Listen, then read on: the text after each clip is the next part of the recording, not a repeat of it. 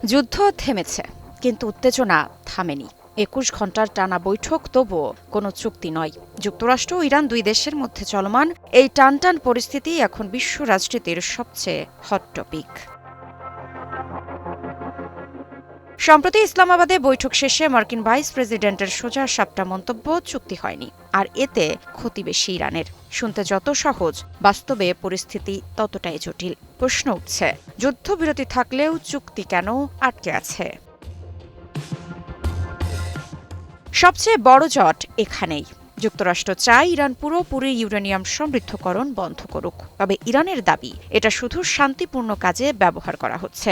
আর এখানেই মূল সমস্যা, বিশ্বাসের ঘাটতি। ২০ বছরের স্থগিতাদেশ বনাম ৫ বছরের প্রস্তাব, দুই পক্ষই নিজেদের জায়গা থেকে এক চুলও নড়ছে না।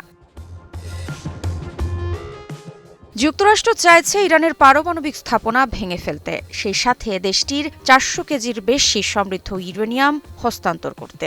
আর এই অবস্থায় ইরানের অবস্থান এক কথায় না, এটা শুধু অস্ত্র না, বরং ক্ষমতার প্রতীকও।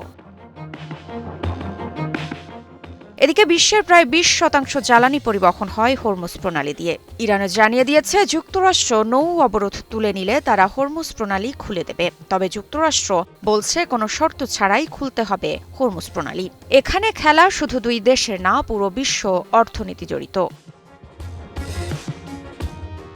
আলোচনায় ইরানের পারমাণবিক কর্মসূচির পাশাপাশি নিষেধাজ্ঞা প্রত্যাহার ও জব্দকৃত সম্পদের বিষয়গুলো আলোচনার কেন্দ্রে ছিল। ইরান দাবি করছে, দেশটির $20 বিলিয়ন জব্দকৃত সম্পদ ছেড়ে দিতে হবে এবং নিষেধাজ্ঞা তুলে নিতে হবে। ইরানের পররাষ্ট্র মন্ত্রণালয়ের মুখপাত্র ইসমাইল বাঘাই জানিয়েছেন, দুই পক্ষের মধ্যে হরমুজ প্রণালী, পারমাণবিক ইস্যু, যুদ্ধের ক্ষতিপূরণ, নিষেধাজ্ঞা প্রত্যাহার এবং ইরানের বিরুদ্ধে যুদ্ধ পুরোপুরি বন্ধ করার বিষয়গুলো নিয়ে আলোচনা হয়েছে। ইরান যুক্তরাষ্ট্র ও ইসরায়েলের হামলায় ক্ষতিপূরণ বাবদ প্রায় $270 বিলিয়ন দাবি করছে। মৃত্তিকা সিনহা বিশ্বাস, নিউজ 24।